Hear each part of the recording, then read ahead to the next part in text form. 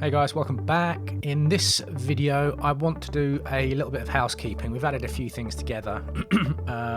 There's no real structure yet, although with this kind of track I don't usually have a structure in mind, but I just want to tidy a few things up, so let's do that now.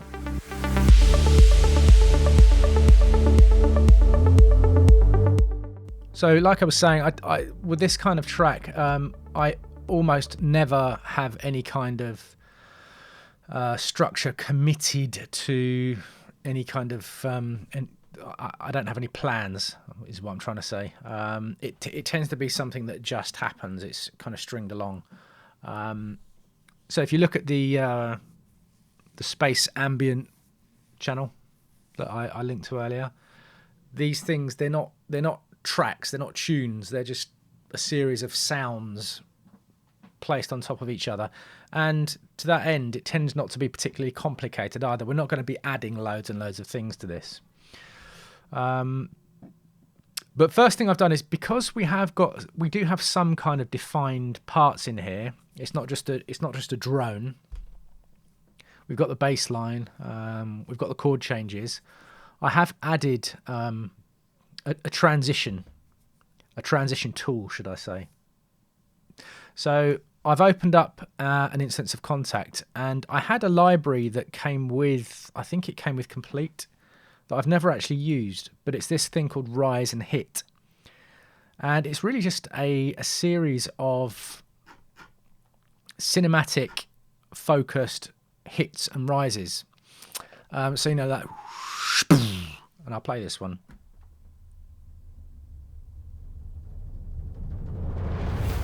So that's the one I've chosen. They've got loads and loads of different presets for this. What's this one called? Big Drums 2, in case I lose it. So there's hybrid sounds, orchestral sounds, swooshes, synth, subs, that kind of thing. But in this case, I thought, well, we've already kind of gone down the cinematic road, so let's go down it a bit further. And I've put a utility on it just for volume control. So as we go between these two parts, just have a listen to how that sounds.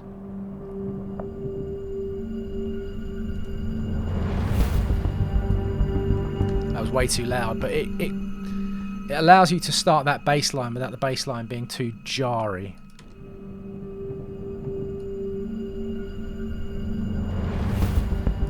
And it does sound suitably cinematic.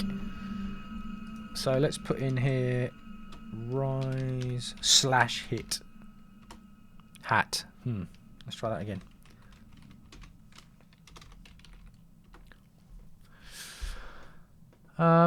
Okay, something else I want to do is this bass line and this string ensemble. They're both pumping out bass. So let me just loop this section. I'm just going to put my headphones on for this.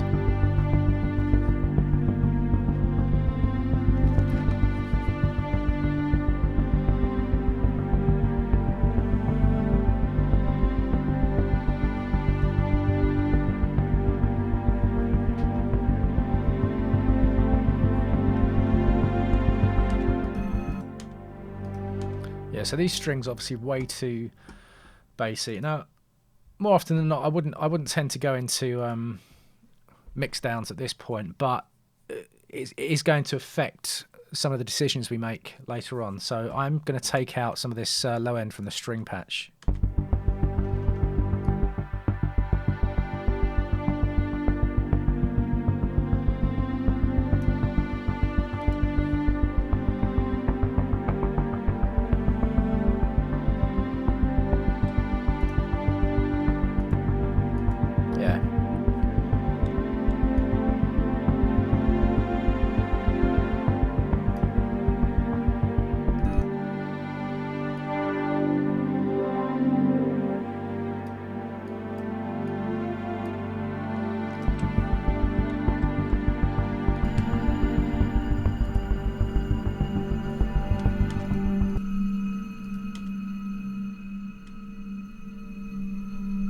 Same with this textures pack. There's a load of low end in this, which we just don't want. You'll find if you use Omnisphere, Omnisphere is renowned for having this massive low end.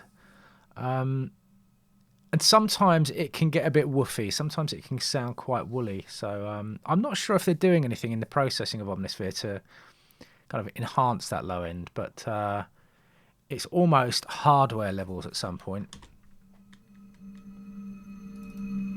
Yeah, look.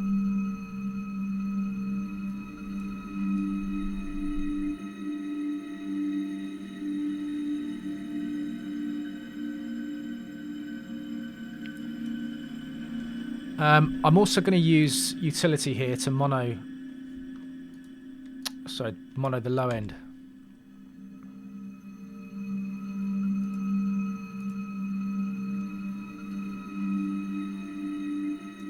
Just as an added security measure for that. I'll probably do the same on the strings, actually.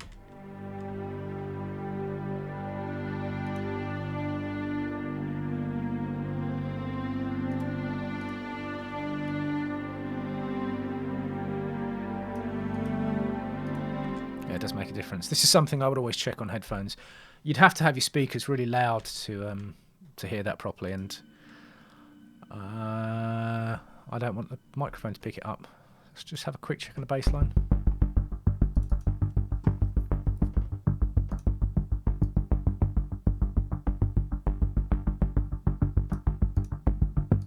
Yeah, I'm going to bass mono that as well, just because. And let's have a look at this first texture as well.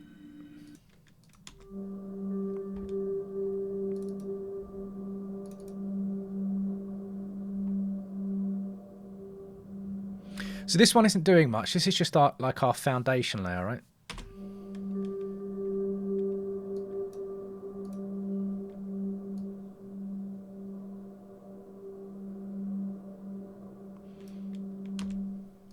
Okay, so let's just play them all together and see what happens.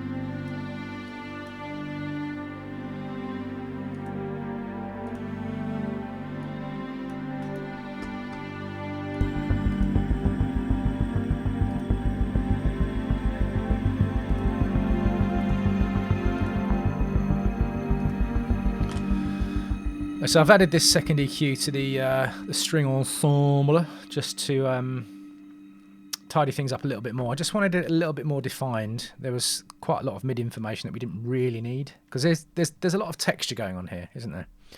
And the only reason I've chosen 2 EQs is that it's just easier to see what I'm doing with the second one.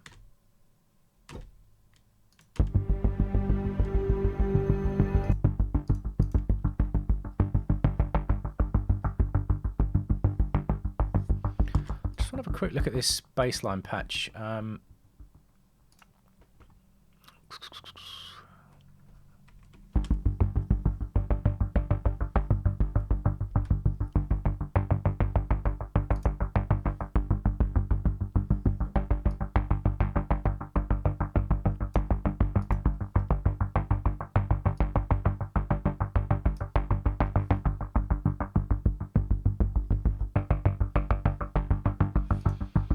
Okay, I just wanted to add a little bit more movement to the filter cutoff when you use the mod wheel.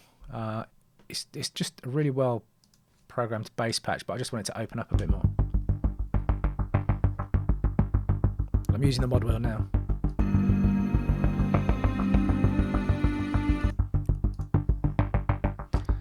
So I'm just going to put a compressor on that to kind of keep that mod wheel opening up in check.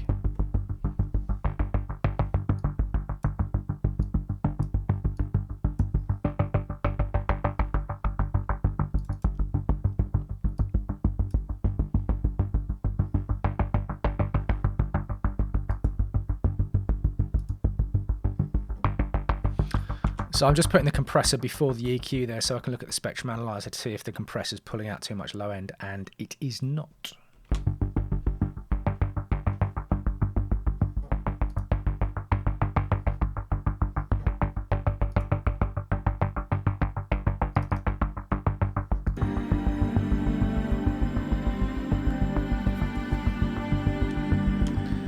So let's just check the volume of the hit, the rise and hit, in the context of everything else we've done now.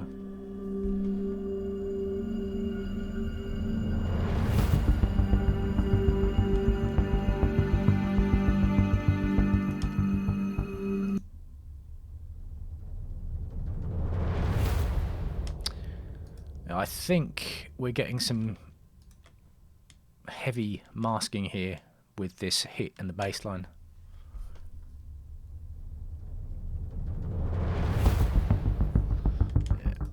Probably don't need too much bass in this.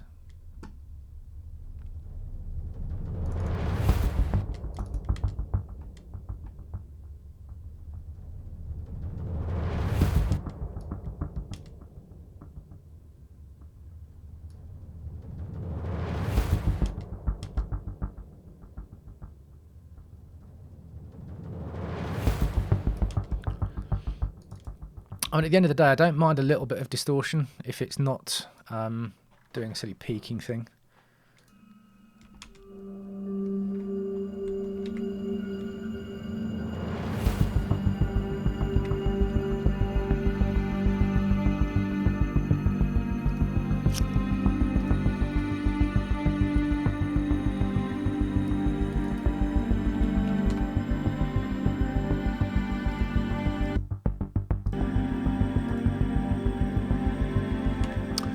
You may have noticed as well I've turned off the police radio chatter and the thunderstorm, because that's really probably just going to be used at the beginning as a scene setter, a mood setter.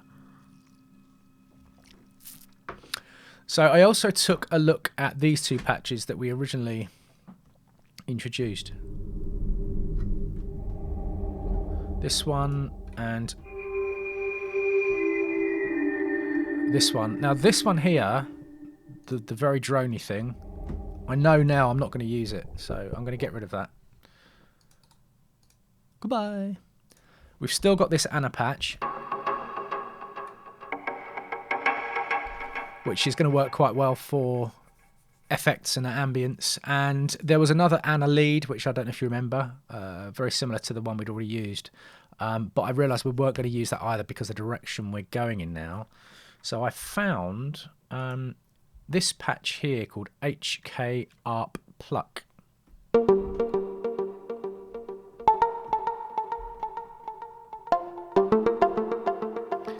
And what I was thinking was we could do something like it's way too loud. Hello. I keep bumping my mouse on my keyboard. Do something like this. I've set it on the wrong channel, haven't I? Oh, it's the wrong colour now. OCD. Do that again. It's better.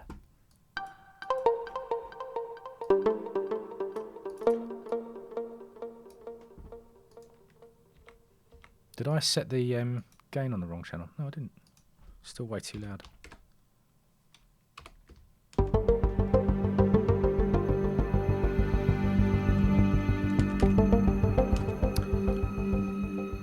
Something like this, but we're going to set the length of the MIDI note to suit what we want to hear.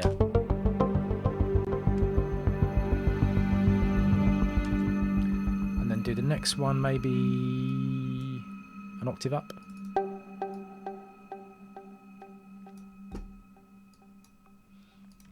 What I'm also going to do is switch off the Anna reverb because it's quite specific, this reverb.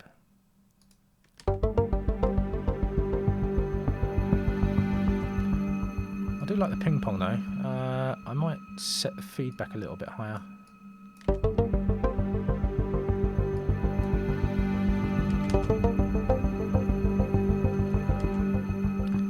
Drop the cut off a bit. And something I want to talk about, filtering and reverb. Shut up, Omnisphere.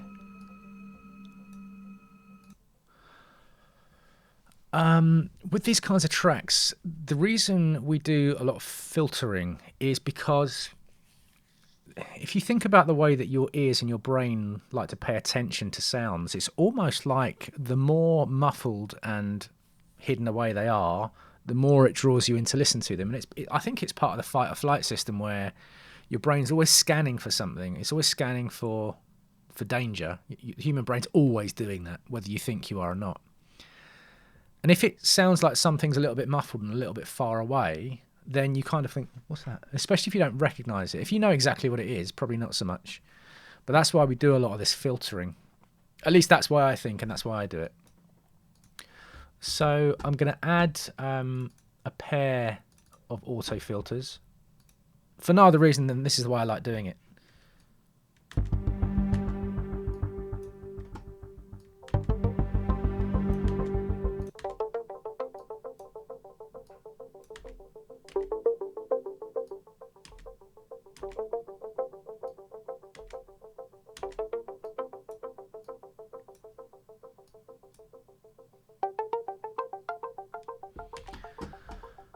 And then we'll go for Black Owl. Where is it? Down here. I'll put it in there.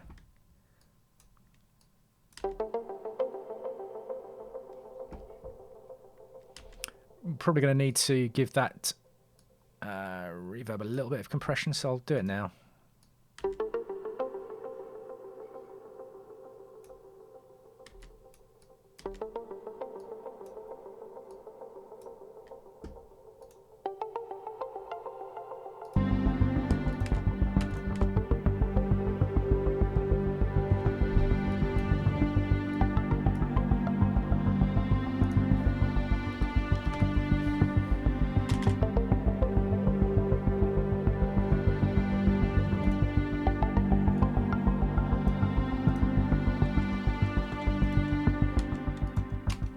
Just leave that section.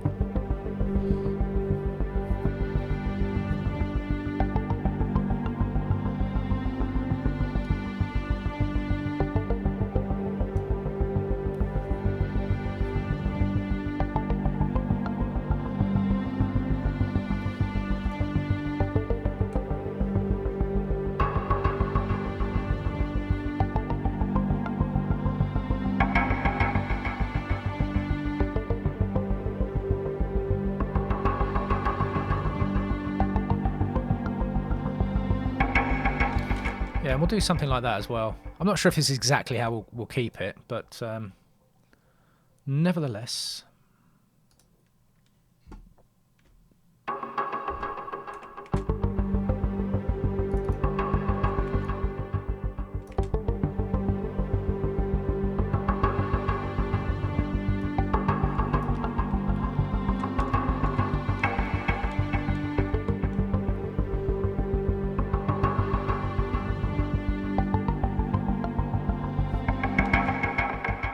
How did that get there?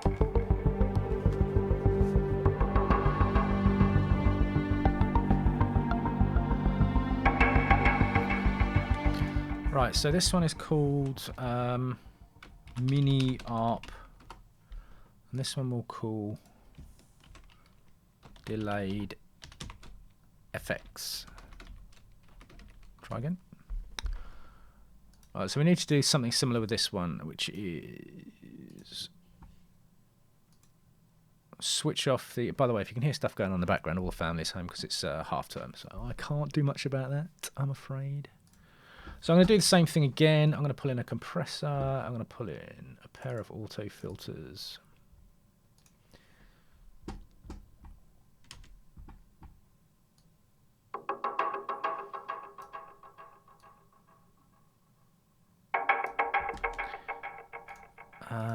This one, I don't know if this is velocity sensitive.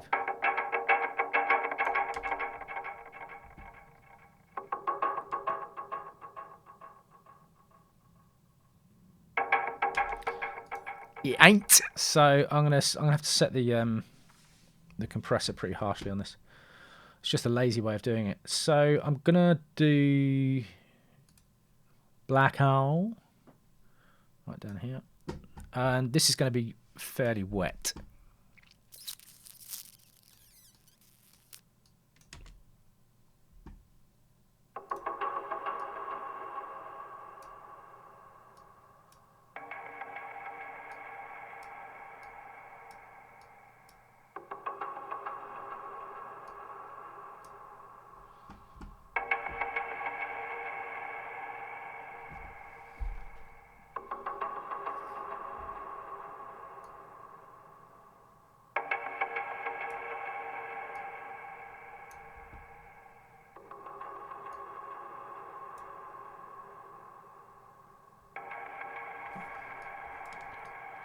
So I'm keeping the attack fairly fast, so we actually grab hold of that second hit here.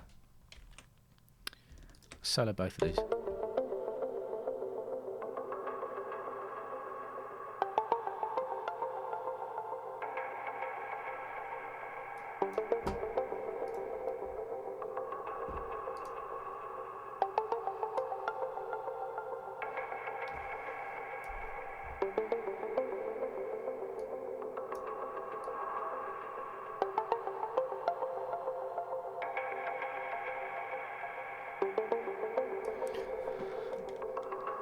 So just EQing in some top end on the delayed effects, and we'll EQ, I think there's something around here that I don't like in this one.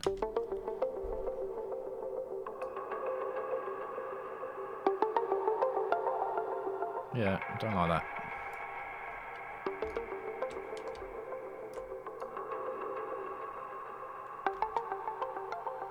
I'm not going to go nuts with EQ on this. It's these kinds of tracks, because there's no kick and bass, you don't need to go nuts with it. It's not a massively technical exercise putting this stuff together. So let's listen to it all together.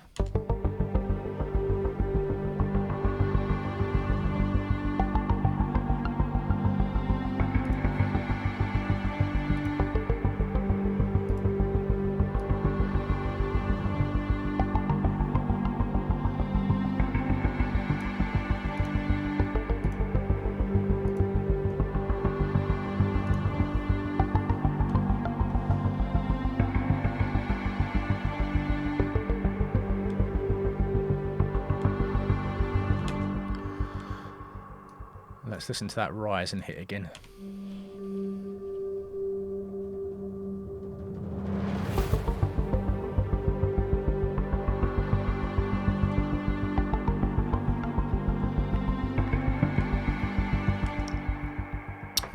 Yeah, quite happy with that so far.